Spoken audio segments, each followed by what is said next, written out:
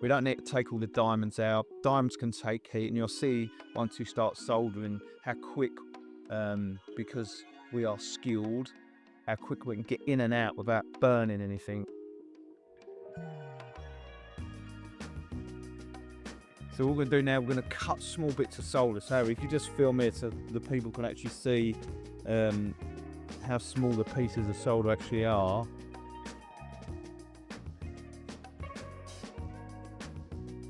Because we take it for granted that everyone knows, how this is done, but no one really does unless you're a jeweler. So we use small bits of solder, which will be soldered into the wire.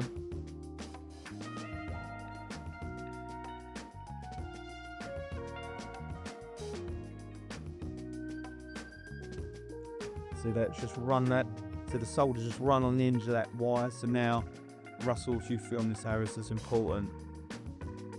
So again, we keep the gold area nice and clean, all the surface area is lovely and clean. A little bit of heat just to get the claw into place.